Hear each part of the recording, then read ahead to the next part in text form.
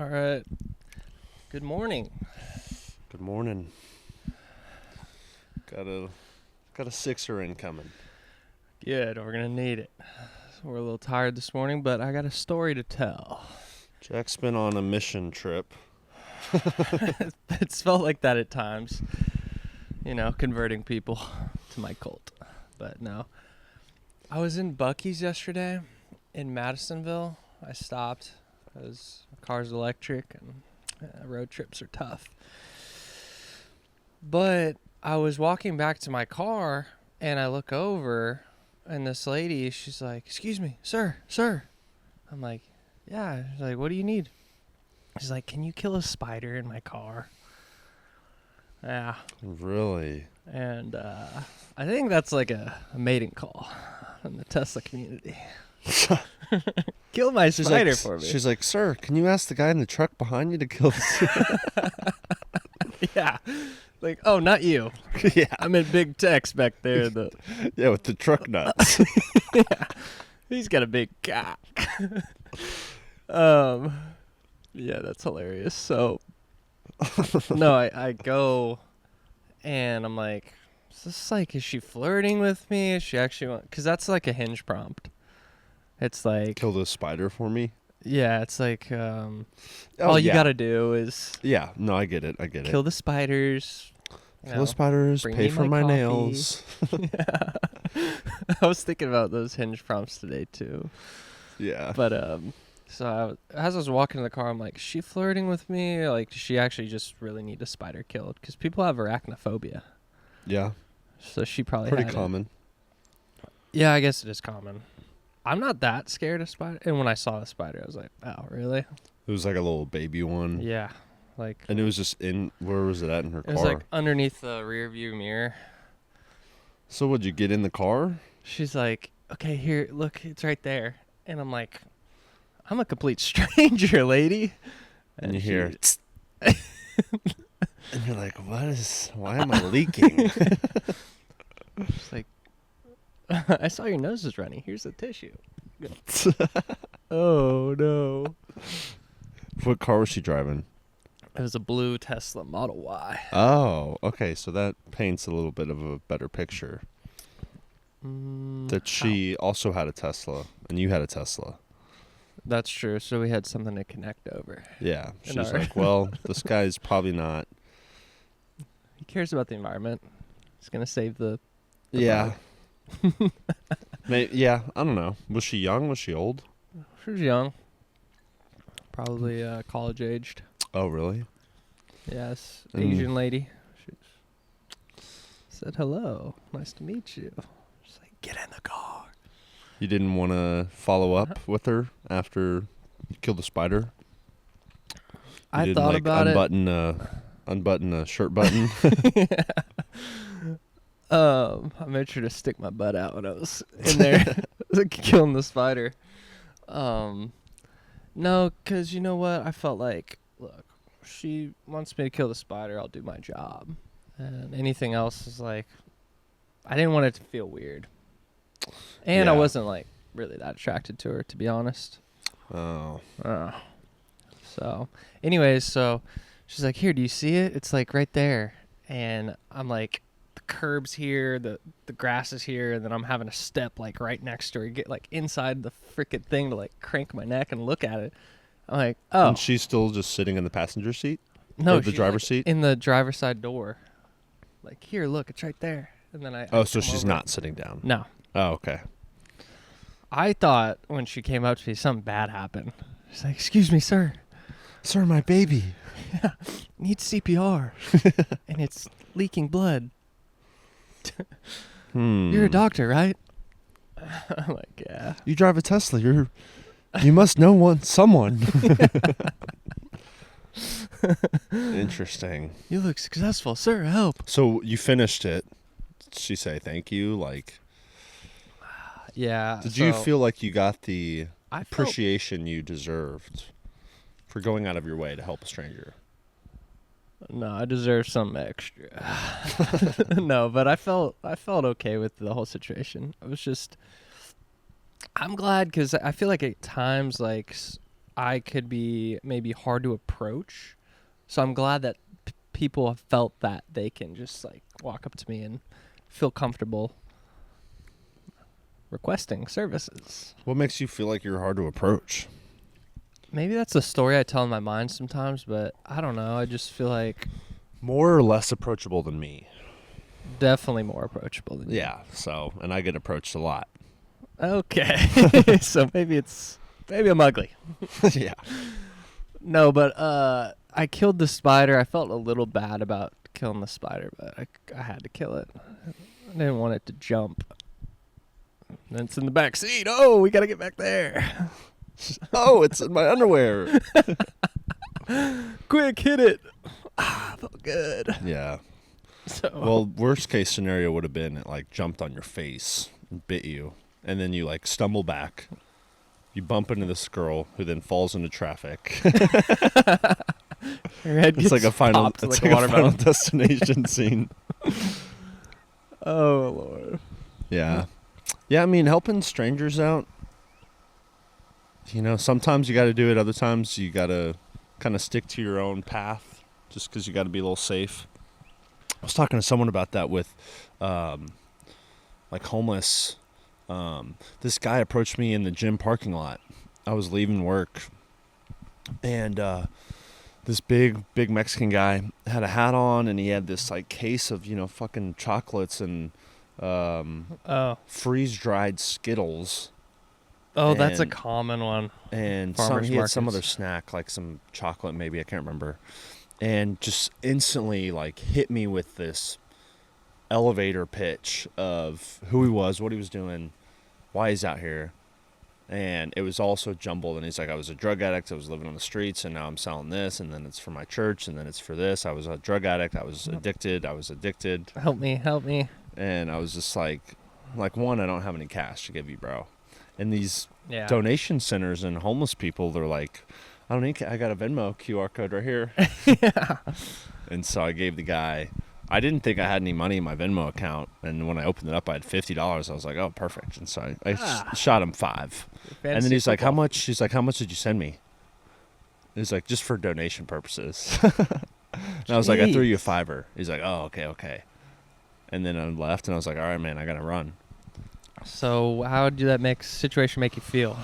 You feel It made me feel like I was taken advantage of, because this was not a conversation. and you didn't like seek out the No, freeze-dried I was Skittles. walking to my car, trying to leave. Wow. And you So just he was worked out. solic- So you while I don't, was you don't working. even need chocolate. Yeah, well, I wasn't gonna buy that from a stranger to begin with, but like, there was no, hey man, how you doing? Good, how you doing? Just out here. You mind if you got a quick second to chat? Like, I would have really appreciated that over, hey sir, blah, blah, blah, blah, blah. I'm addicted to drugs, blah, blah, blah. You know, and then Yeah, he like give me holds money. you hostage in the Yeah, conversation. and so that's how I felt. I felt like I was taken hostage. And I've had a few of things like that before. There was this one where this guy, this is actually a big scam that's going on in, I don't know if it's national, but I know it was really big in Nashville. These kids, you know, older, like guys that you would look at and be like, you're either in college or out of college. Okay. You're not a high schooler. And I was home, you know, at my house, and someone knocks at the door. And so I look at my Ring or my camera, and I see this like 20-year-old like African-American guy standing at my door. And I'm like, okay. So I go out there, and he's got a sheet of paper in his hand, just a sheet of paper. One sheet. One sheet of paper. And it's like a That's a sign red up. flag, It's like a dude. sign up list. And so I'm like, hey man, what's going on? Like, I'm being short because I don't want people coming up to my door. And he's like, yeah, man, you know, I'm trying to get money for school supplies. You know, I'm starting school. And I was like, what school do you go to? And he's like, oh, you know, it's you know, a Nashville high school. And I was like, which one? And he was like, yeah, you know, I think I'm gonna enroll at East Nashville High, and just a bunch of bullshit. And so we had this sign-up sheet. That There's my sucks. water. And so he was asking for money, like donations, and he didn't even have a pen to like be able to write it down. Yeah. And so I gave him a pen, and I told him I'd come back and see if I had any cash with me. I think I had a few dollars that I ended up giving to him. But later on, I ended up seeing these videos of this guy that represented that same organization that those folks said that they were representing. Yeah. It's a scam. He said, we never go out and ask people for money like this. Like, so you guys are sitting on street corners and standing outside of grocery stores. It's like the ones that have those chocolate bars. Like, hey, give us some money for, for school or football supplies or things like that. And they never go out. The organization never goes out and does that.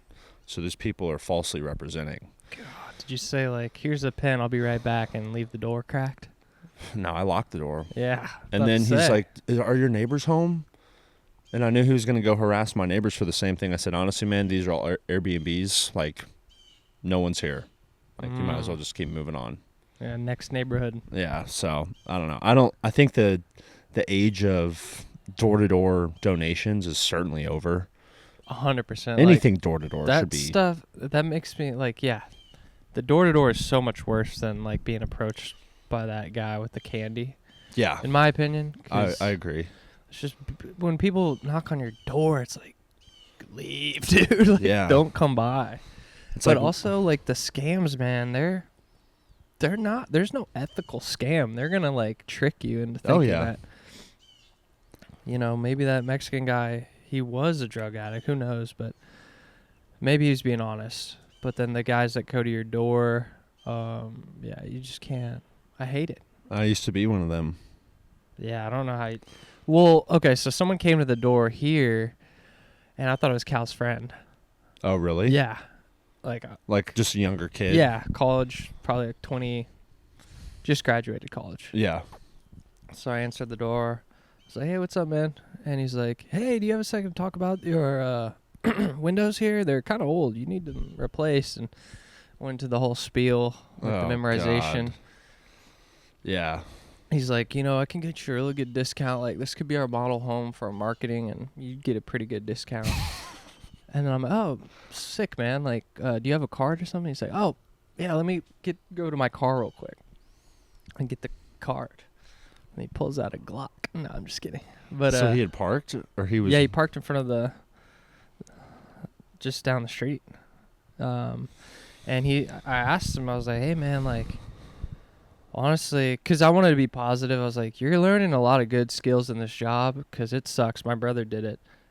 Just cold approaching like random people, especially like at their home. People like really don't want you to be here. Yeah, it's the last thing they want to deal with. I was just being honest with them. Yeah. I was like, you know what? You're going to pick up what's your plan, man? He's like, yeah, I just graduated and just need a sales job. And so my plan, I'm going to work this for a little bit, then get a next job. I was like, good luck to you. Fair enough. Took his card, and it was a good interaction. But yeah, what'd you learn from the door-to-door, especially in a place like Nashville? I mean, you learn very fast how to navigate a conversation when someone doesn't want to continue it. Because the whole point is like, you're going to get rejected, Yeah. And and you can watch videos. There's guys now that, especially those who work in solar, like solar is a really big door-to-door business now. And these guys will like film themselves as they go up to doors, and they're a bunch of jabronis and like, hey, I was helping Mr. Peters down the street, and sometimes it'd be a fake neighbor. That was something that we would learn in our practice. You want to show them that, hey, your neighbor who lives on your same street, who's probably dealing with some of the same problems, they bought our service too. So it's, you knock on the door, you take a few steps back because you don't want to be up in their grill. Smart, and they come out, and you've tried to take in some observation of like, oh, they got a Dallas Cowboys flag in their yard. Okay, they're a football fan. They like the Cowboys. Now that's the first thing that I'm mentioning as soon as they walk out the door. So, come back. Hey, man, what do you need? I'm like, hey, I saw the Cowboys sign out here. You guys big Cowboys fans? They're like, yeah. What do you need? I'm like, well, I'm actually out here. I just helped out Miss Peters down the street. She was dealing with some problems with her internet connectivity, and I know you guys just got available for fiber optic cable in this area. So just been going around helping folks out. Who are you currently providing with? Like, Right. oh, AT&T, we're good, sir. We're good. Well, actually, and so the rule would be like you got to get at least 3 or 4 rejections. Like you Before. can't give up. So if they say, "Hey, man, we're not interested," you go again, and you go again, and you go again, and obviously people, the homeowners get agitated as shit. They're like, "Dude, I don't want this." And at some point, you got to realize like, it's over. Like I'm not getting the sale, or they're just not interested. God. But the ability to handle rejection in sales and just in life in general is a very valuable skill. Yeah, I agree. Because if you're, the law of averages when it comes to door-to-door sales, I mean, you knock on 40 doors, 3, 4 sales you'd be hoping to get, which that even seems pretty optimistic nowadays. That's like 10%. Yeah. Yeah, that's actually crazy. I mean, how many doors are you knocking on? Well, so it's a loop-based system. So you get a territory. Let's say you get our neighborhood, the neighborhood across the street, and then one more neighborhood. So let's say collectively it's like 40 houses that you have on your territory. Jeez. So then you start your loop. You go through here, you go through there, you go through there, and that would be loop 1. Because a lot of the times you may not get people when they're home, and you want to get the person in charge of the bill. So let's say you open the door and little Timmy opens it up. It's like, "Hey, are your parents home?" "Oh, no, they're not home yet." "Okay." Oh my just kidding. Or it's, the wife answers the door and she's like, "Hey, who's the one who handles the the electricity bill around here? Is that your husband? Is that you?" You try to find the decision. It's me. We call it the decision maker. You want to get in front of the decision maker. Because if you're selling to the person that doesn't pay the bill, you're selling to no one. That makes a lot of sense. I mean, yeah. Let's do like a role play. I'll be the homeowner. What are you going to sell me? What could I sell you? Do you want to do the fiber optic? No. Just like how it would go. All right, yeah, we'll do AT&T. We'll pretend that you've actually been having some internet issues, but you're like, "I don't give a shit." Okay. You're like, "I don't give a shit enough to change." Yeah. Like, you're going to do it at your own convenience. Okay. All right, so I'm walking up. Knock, knock, knock. Knock, knock, knock. Who's at the door? Oh, not another one of these guys. God. Darlene, get the gun. What's up, man? Hey, sir, how you doing today? Can't complain. Can't complain. Nice. You got a beautiful home here. I saw that pup in that window. What kind of dog is that? Pitbull. Pitbull? Yeah, my brother's got a pitbull too. That thing is ferocious. Yeah. Well, my name's Ben. I'm out here with AT&T. I just helped Miss Peters down the street. She had Comcast internet, and she had been complaining about a lot of internet connectivity issues in the area. Are you currently working with Comcast? Do you have AT&T? Yeah, we do. They're so-so. I mean, honestly, like, the internet sucks here. Yeah, that's what we've been hearing around. It seems to be a common problem. We got a lot of folks in the area that are working from home, so we understand that internet's going to be a really important issue for you. Are you working from home? You guys using the internet a lot here, playing video games, watching TV? I won the lottery, so I'm rich. Nice, man. Can you give me some? And then 2 hours later, I'm knocking on that door again. But, it's hard. You got to be quick on your feet, and you got to be... Dude, I remember my first few times, like, when you first get hired on, someone who's been in the business for a few months who knows the ropes, you'll go ride with them. That makes sense. It's kind of like a ride along, and so you'll watch their pitch a few times. No, ride along. Okay, watch John. He's about to go knock on this. Dude, and we would be just ripping vapes all day long. That's what everyone in that business was doing. Just we'd have those what were they called? Esco bars. Oh. And dude, just ripping vapes all day long. Yeah, I saw a group of guys get out of like a Nissan Altima, and they were like just out of college, you could tell, and it's like, all right, at least tuck your shirt in, like, let's look better, let's take off the Nike Roches, let's find something different. Yeah, because it's an appearance based thing. Like, if you don't trust the person, or you think they're like cheap, or like, I'm not gonna buy something from someone who doesn't look like somewhat clean cut. Like, I think we would wear hats occasionally. You know, we had a lanyard. We usually had an iPad and a binder, you know, because the iPad was how we would run our Name sales. tag or something. Yeah, so we had credentials. That's good. But yes, you would watch that guy, and then, you know, he'd get shut down. You know, it's like the first one was like, all right, man, watch this. And then get the fuck out. It's like, hey, man, that's just how it happens. And you're some, like, bright-eyed kid thinking, dude, I cannot go up there and do that. No chance. And so then, you know, a few houses later, it's like, all right, you ready to go? Like, might as well send it. And so you're walking up, and you're, like, trying to just get any type of information that you can use. Heart's pounding. Yeah. And then, you know, of course, you've got a few bad reps in of just stumbling over your words, not really sure how you want to. Definitely. When someone tells you no, it's kind of like getting punched in the face. You're like, you know, and if you're not ready for the next one, then, like, that's how you lose a sale. Yeah, the sales, like, professionals, it's so interesting because even, like, we watched the Andy Elliott stuff with the car salesmen, and yeah, like, I feel like a car salesman, you can make a lot of money if you're just good with people. And that's totally different because people are actually seeking out your service because they're coming to the car lot to buy something versus knocking on the door. But even, like, on this trip, like, I think I cold approached a couple females, honestly.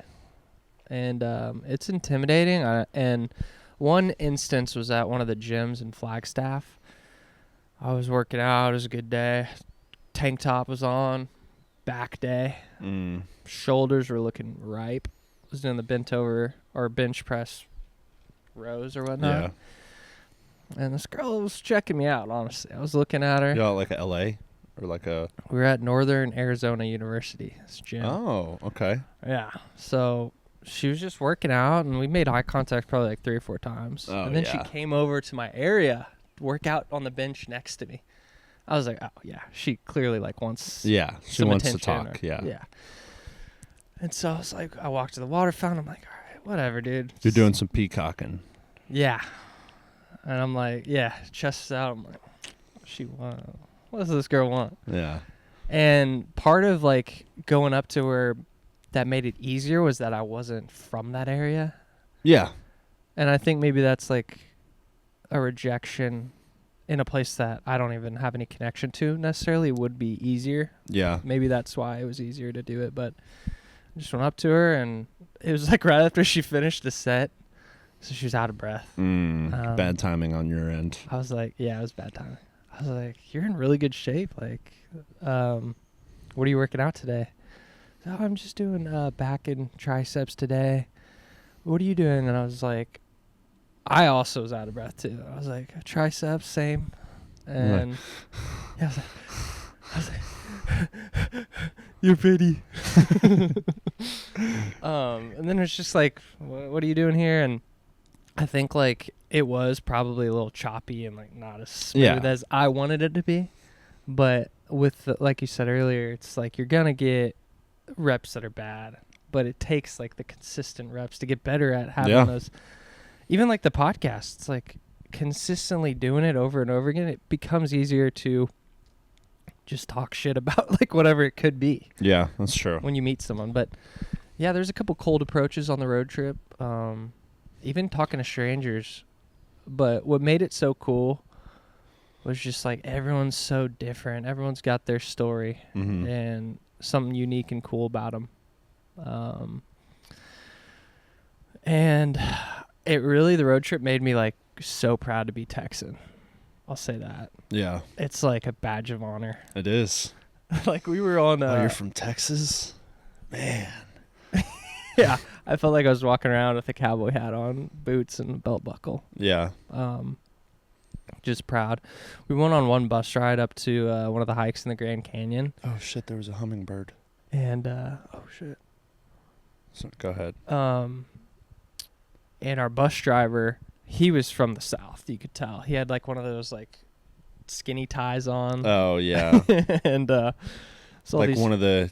It kind of is like that Native American flair. Yeah. Like Southwestern. I don't know what it's called. That's like a Southwestern or a Mesa cowboy.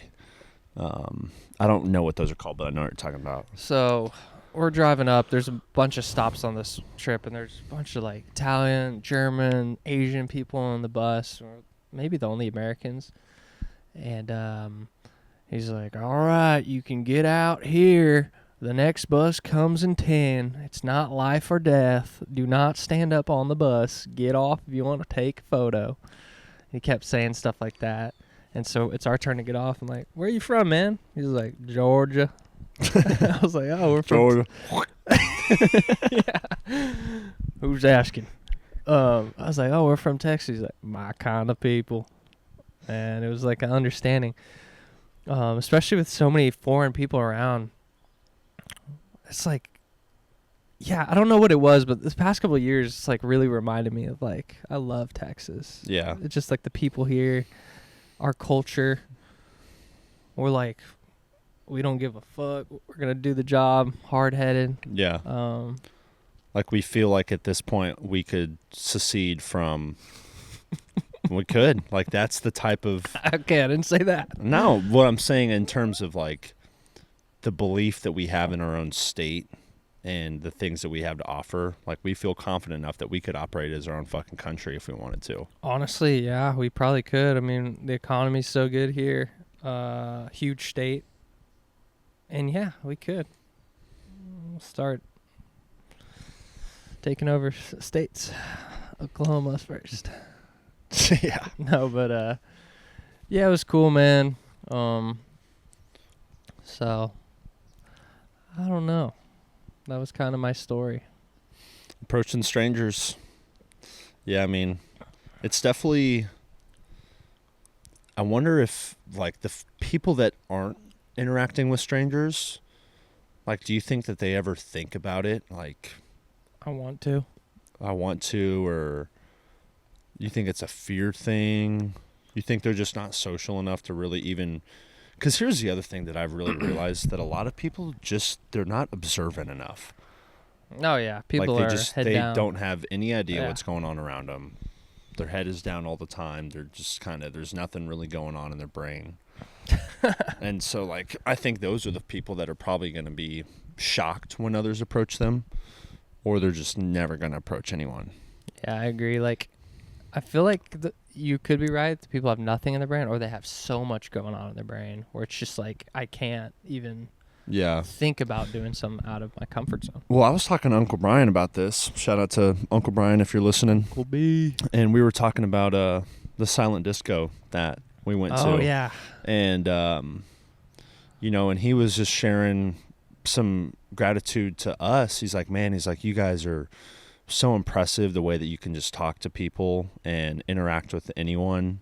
Because he was talking about some of these work conferences that he's gone to, and, you know, you're there with a bunch of professional people, thousands of them, and you're going to sit down next to one of them, and, you know, you either decide to spark up conversation, or it's going to be kind of that weird, just awkward, hey, we're sitting right next to each other, but we're never going to say anything. Oh, it sucks. And he That's said so that, bad. you know, it took him probably until his 30s to where he really felt like comfortable just sparking up a conversation, Really? introducing himself to people who don't know him.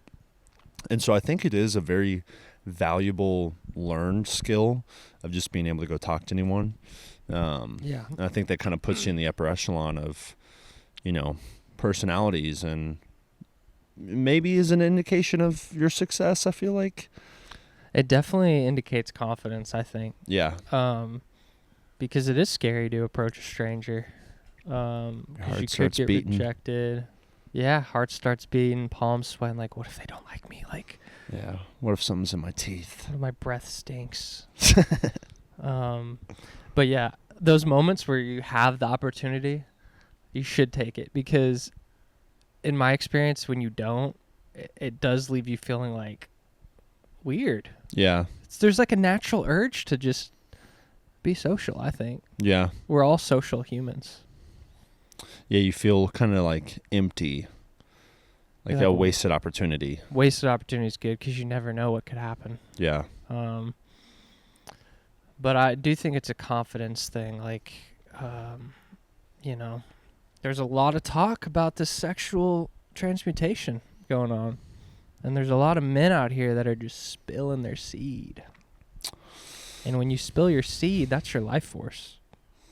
And like also too, the type of people we are, the things that we do, and of course it's relative because there's people that are, putting in hours in the gym, like they're doing hard stuff. Yeah. That stuff gives me confidence, knowing Yeah. like, all right, yeah, I did 6 days this week, or I did 5 days. I put in work. I tested myself. Yeah. Well, this is way harder than saying hello to the cashier and asking them how their day is. Yeah. But if you don't do the hard stuff, and the hardest thing you do is that, you're not going to want to do it. You got a hard life ahead of you. Yeah. You're going to get taken over by... Do you think that's the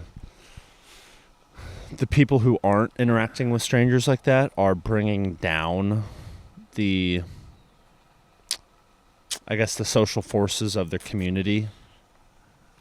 I don't they're know not if they picking up have their enough. slack.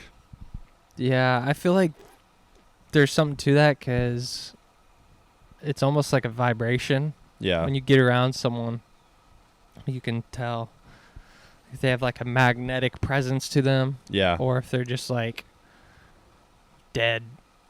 Well, it's funny you were talking about this because I had a intro session with this woman who she was living in Baltimore for like 2 years. She was doing some teaching up there, and she moved back. She moved back home in May. Pray for her. Yeah, and she's just like, yeah, my husband got a job up there, and so we went and traveled up there for a year or two, and I hated it. I hated every second of it. It's like no one would talk to us. Everyone was in their own bubble. Yeah.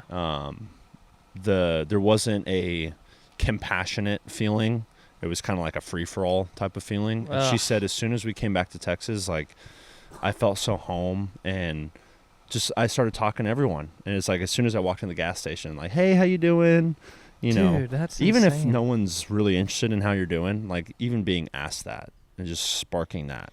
Yeah. I think that's way more valuable than silence. I agree. Like when people say like, oh, I hate small talk. It's like, then shut the fuck up. Yeah, and turn around. Yeah. Look in the corner. Yeah. I'll call you when I need you. Yeah. But yeah, I hate when people say I hate small talk. It's like, dude, it's kind of valuable to have small talk. Yeah. But then at the same time, like if you're able to be with someone, it's like a Hinge prompt. It's like, we're compatible when we can be silent together. What do you think about that? Awkward silence, or not awkward silence, comfortable silence. Comfortable silence. Yeah. It's definitely, I think, I struggle more in comfortable silence because I want to talk. Yeah. And I like talking. So, it's kind of like one of those things where, do I really have nothing to say, or am I just not really in the mood to talk? I don't know. I also think I agree with that. I feel the same.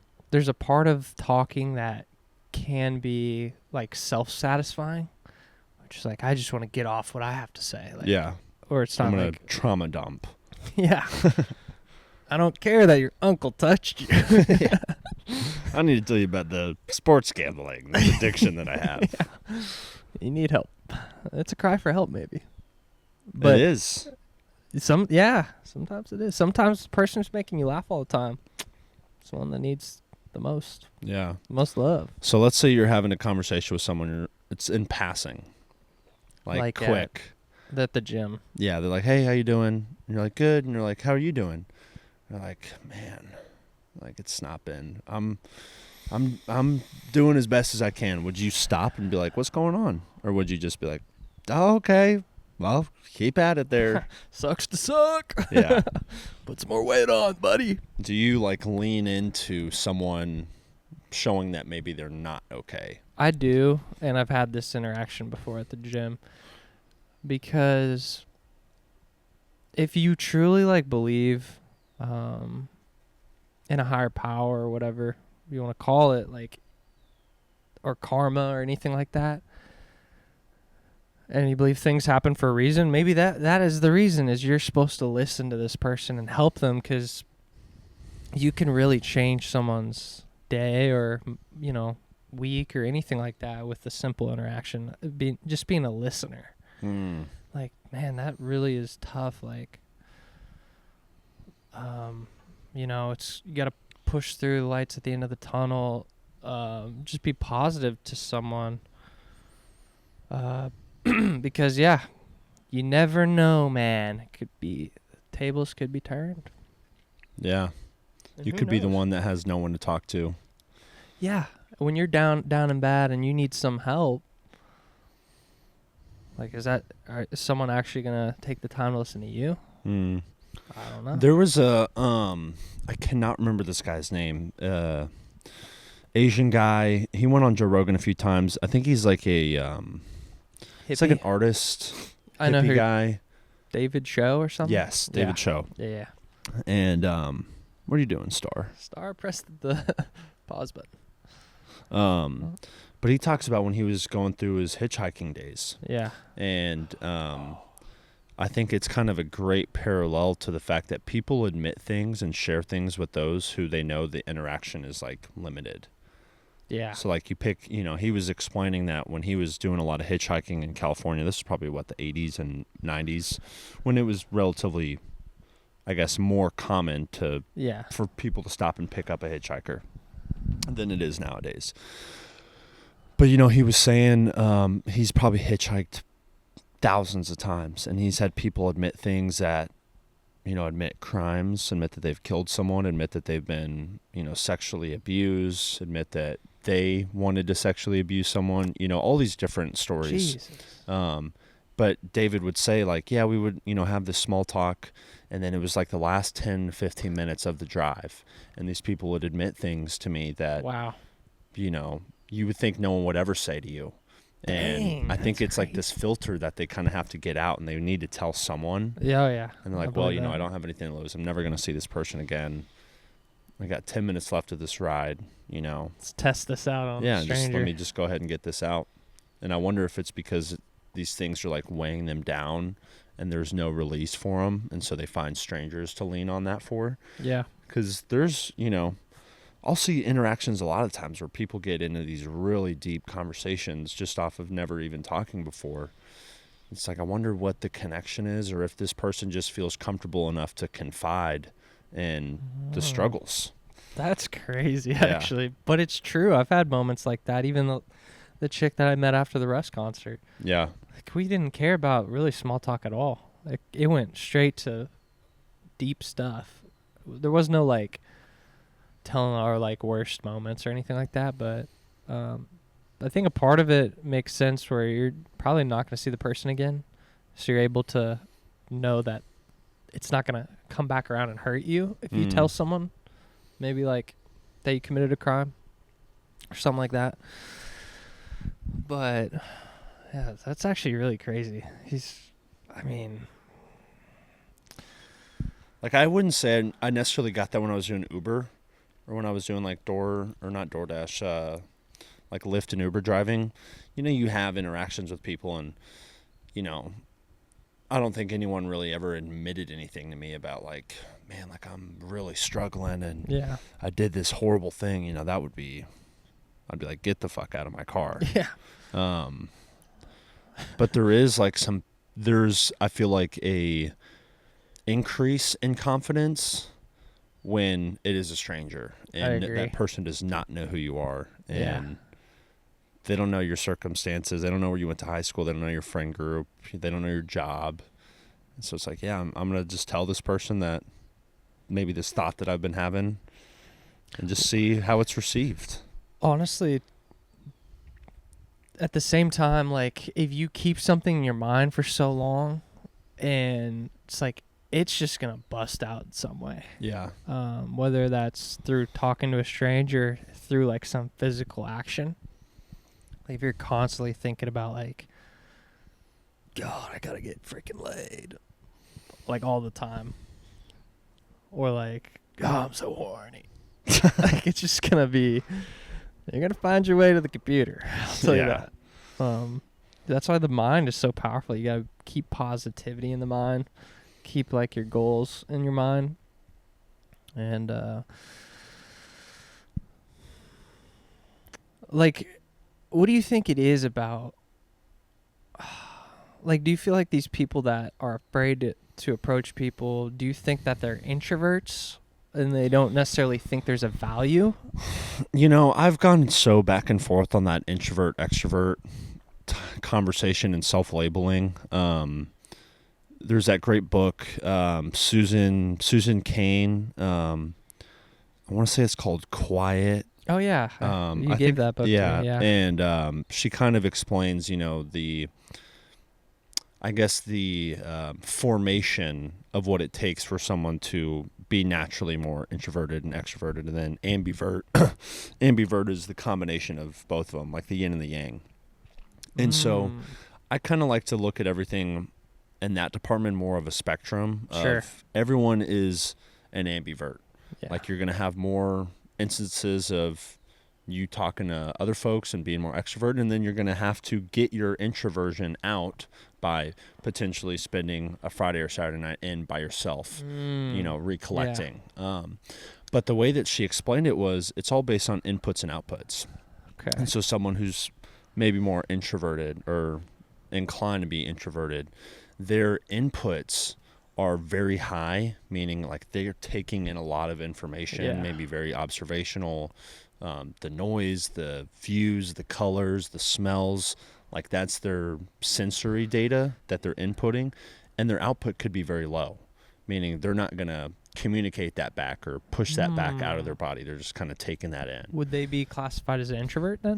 They're not like putting things out and there, talking to a lot of potentially people? In that scenario. And then extroversion could be the other way, where the inputs are maybe less and more of what they have in their brain is what they're putting out rather than what they're taking in, almost like the filter. It's like if I'm taking 10 things in and I may push one or two out behind me, maybe more naturally introverted versus, okay, maybe I've only got one or two things coming in, but I'm pushing 10 things out. Yeah. You know, that could be more extroverted. I like what you said too, because, I don't really like putting people in boxes either with like introvert or extrovert. Everyone's on a spectrum, I think. Well, and every introvert that I've met, because I'll ask people sometimes, because I thought for a while that I was more naturally introverted. Yeah. Just because I really like spending time alone. But that's not, like, spending time alone does not mean you're introverted. That just means that you like spending time alone, like every normal person on planet Earth. But I think a lot of people that I've met, when I talk to them about this, like they do put themselves in a box. They're like, well, you know, I'm introverted, and you know, that's almost their justification as to why they don't interact with people. And I think that's a cop-out. Yeah. I think it's kind of a weak thing to label yourself as, because now you're providing this kind of bullshit one word as a reason to why you're sheltered, why you're very reserved, why you're very shy or quiet, which those could all be very valid, but you labeling yourself, well, I'm this, so I can never be that, I think is a bad way to go about your social interactions. Yeah, you're telling yourself one story about who you are. Yeah. That's probably not good. No, I don't think it is, because that's just very limiting. It is limiting. And you're not providing any opportunity for you to transform into something that you're currently not. Do you feel like there's other like boxes people try to put you in life? Like me personally? Or just people. It could be you if you want to talk about it. You know, something that I got a lot when I was high school, college, and even now a little bit, was like the whole meathead thing. And you could talk to Cody about this too. You know, we had some friends in high school, and once I really started taking the gym seriously and, you know, really started training hard, and that became a big percentage of my life and my effort, a lot of people only looked at me as like a gym bro or a meathead, a muscle guy. Hey, you need protein, like you're going to go to the gym. And so like fart smell. Yeah, I remember like getting that a first few times, and it's kind of like an honor. It's like, yeah, like I am in love. I do love the gym. Like, people notice showing it. I'm strong. But then it started getting to the point where people thought that was the only thing I was, and I felt like it kind of turned into a negative connotation of maybe I lacked depth, or I wasn't as interesting, or it's just the only thing going on in my brain is like pushing weight, it's just things like that. And I kind of felt disrespected by that. And that led me to kind of one of the things we talked about with Jackson was like this feeling of being misunderstood. Yeah. And because people would only look at me as this big, big guy and not see the other traits or interests that I had. And that just like felt like I couldn't shine to other people, if that makes sense. Yeah, that makes a lot of sense. And so then when I did have, a deeper level conversation or deeper level interaction with someone, like, man, like I didn't expect you to I didn't know you think this way or have these opinions or consider these types of things. And I'm like, why is that? And, it's always, I don't blame people. It's, judging a book by its cover. They're like, well, Definitely. you look like you just work out a lot. And, they probably associate that with some douchebag, because I get that a lot too. A lot of people think I'm a douchebag before they even meet me. It's true. No, I'm just kidding. Yeah. But, that's actually interesting because, I feel like my perception, people perceive me as the, like, teacher's pet, like, rule follower, things like that. And then when I'd finally, like, when I was smoking weed, like, I'd smoke weed with some of these people. Like, I didn't know you smoked, Jack. Dang, you cool, fool. All right, slime. Yeah. Slat. Yeah. And,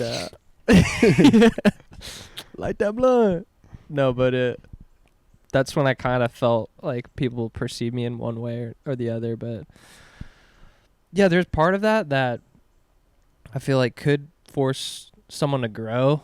Like if people perceive you in one way, it's like, oh wow, is this important to like focus on like how others perceive me?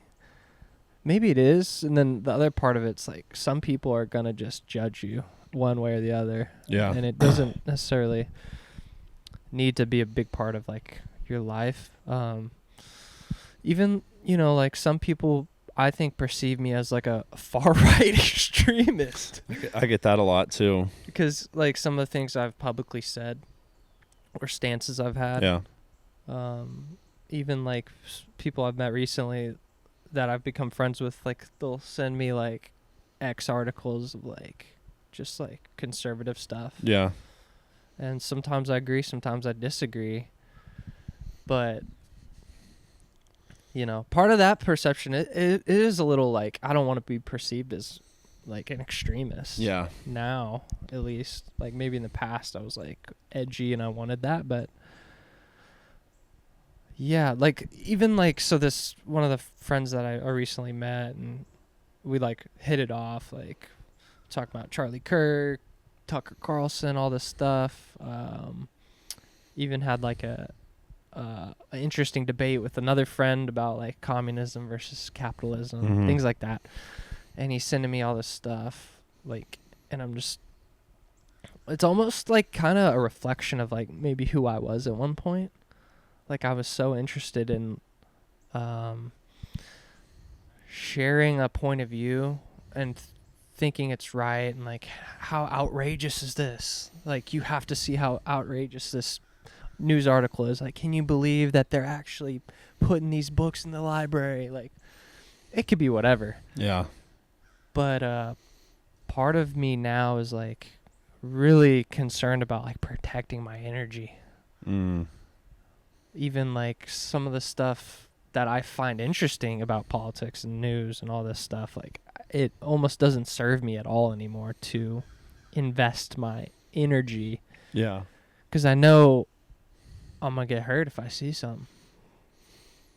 Even, like you see a crazy X article that talks about some, and it like someone was violated or it could be anything. But it's like negative vibration that's going to bring me down.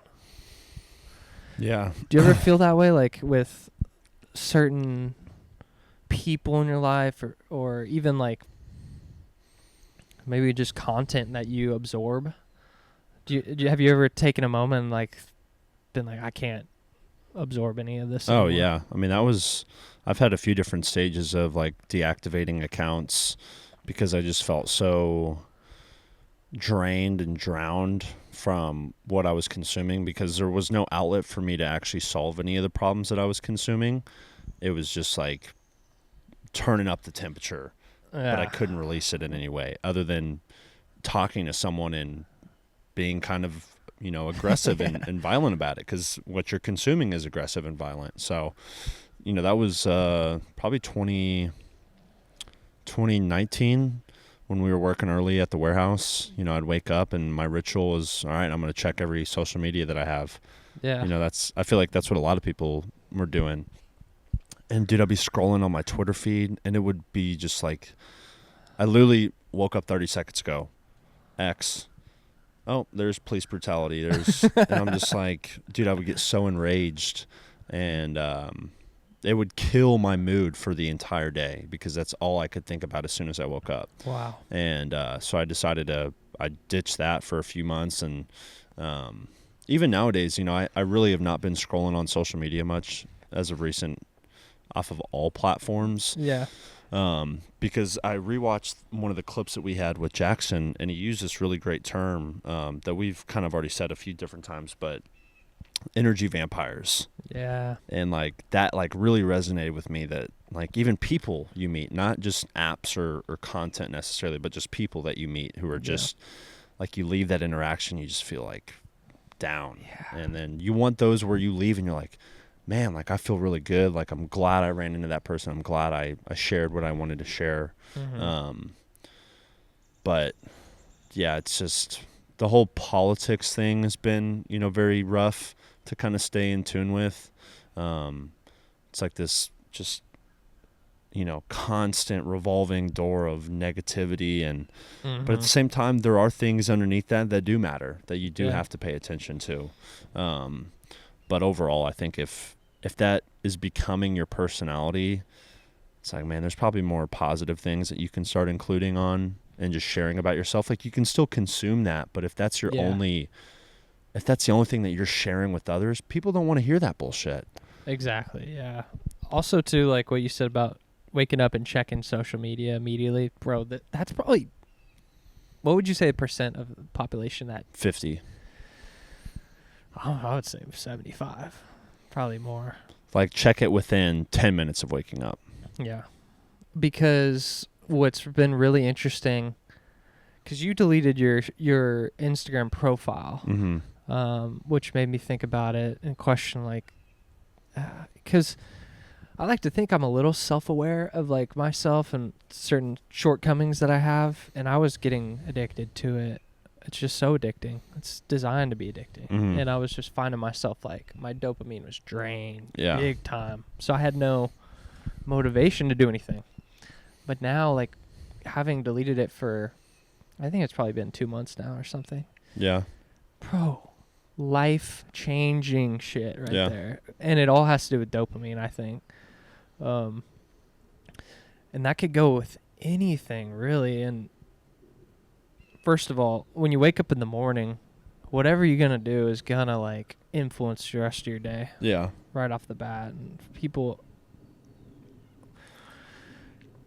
I think people can get in, like, the routine of being dopamine depleted, and then that forces you to want to get to that high again through some form of, like, okay, we're on social media again, and I got to watch something. I got to do some. I can't just be still. Yeah. So I feel like probably for a majority of my life, I was in that stage. And it's fucked. And a lot of the stuff that I've been consuming lately has to do with semen retention stuff. Dude, honestly, it's so crazy. Like, there's so much content about it. And the no FAP club. Yeah, all that stuff, and people's lives change. Oh yeah. Everyone's got like something that, like, I'm not really into like drinking or like doing hard drugs or anything, but like the lust factor, that is a huge factor in my life, but not just everyone's life. Yeah.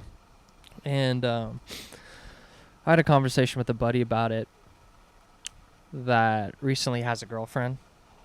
And, you know, when you first have like a stable relationship with a girlfriend, it's like, in this relationship, they're having a lot of sex and everything.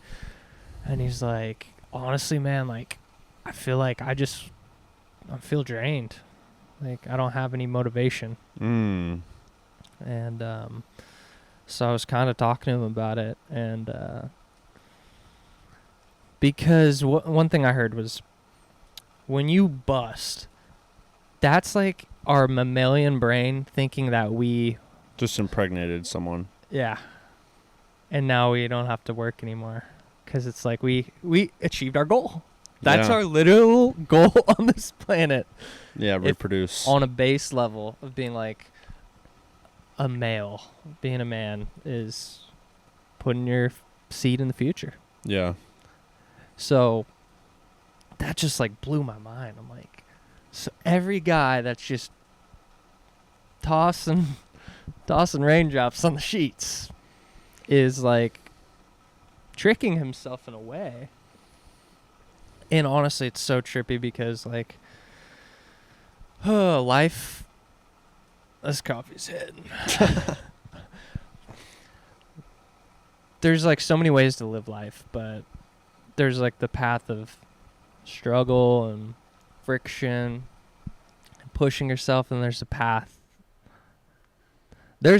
that's nice and paved and it goes all the way and it's nice and you be on the path, and there's the path that's rocky and it's covered in dirt sometimes and you got to cross over, you get lost sometimes, but you got to choose what path you want to go down, and sometimes the paths cross. Yeah. Sometimes a nuclear bomb hits the path. But I was just ranting for a sec. No, I mean it definitely is. It's true, and I think every guy, I can't really speak on the girl's experience of what that is for their lustful nature and how they feel and how that makes them feel. Yeah. But I know for us dudes, I mean it can be debilitating sometimes, like just thinking about women or sex or porn or whatever it is. Yeah. And when you've been in those cycles, I mean it's really shameful. You feel extremely guilty. You feel kind of like handcuffed to your own body sometimes, of just like, man, like why is this overtaking all my brain power, and like I'm constantly thinking about it. And it's just, you're right, it's like it's such a fleeting moment, but also creates like an extremely large inconsistency with what actually happens when it comes to when you have your first romantic relationship and things are getting sexual. If all you've been watching is this hardcore fucking porn, and you're maybe thinking that you're gonna act this way or you want to become that, and when you're doing it in real life, it's not gonna happen. Like, it does not happen like that. And, I agree. And I think that's what's so crazy. When you hook up with someone versus like when you're with someone who you truly love and you truly care about, those interactions are so different. It's like this massive buildup when you hook up with someone, and you really only feel that type of pleasure for the quick few seconds, and then it's gone. But when you're with someone who you care about, it's like the whole experience from start to finish is extremely powerful, because like you care for this person. It's that emotional attachment. And I think that's, why the hookup culture, I think, is like eroding a lot of our moral values and ethical values. 100%. I think it's changing the way that we look at future partners. There's also like, this weird kind of extremely pro-feminist movement and, sexualization of women. And they do it for them, but there's an impact that it has on guys, and then the way that they then communicate to women and treat women. It's like, if all I know you as is yoga pants and a push-up sports bra, and that's kind of what you're showing off, like, how can you expect a man to not look at you any different? And I think guys can get caught into that sometimes. Definitely. But yeah, I think because porn has been illegal here in Texas now for a few months. Yeah. I wonder what that's changed, for people living here. I feel like it doesn't change much, because you could easily get around that. With a VPN. Sound like you're a little experienced. So here's the thing. Everything you said, I agree with. It's just so crazy because when you're young, and we're young, like under 30, as a man, you have so much like vitality, testosterone. If you're like not on drugs or not, what time is it, by the way? Got about a few minutes here. Okay. Yeah, we'll end with this. You have so much vitality, and like throughout history, like the people that have like gone on to do great things have been people that have been driven and that are not distracted. So when you're young and you have all this vitality and energy, there's so much potential to go far and do things, but you can drain that energy. And I think we have a problem with that in society. And, but I think that's by design. Oh, 100%. We'll have to get into that on the next pod. Stay tuned for the next one. Appreciate you guys tuning in. Thanks for the people who have continued to watch. If you're liking the show, give it a like, subscribe, comment, and we'll have more cool conversations. But it's been another great one. Good stuff.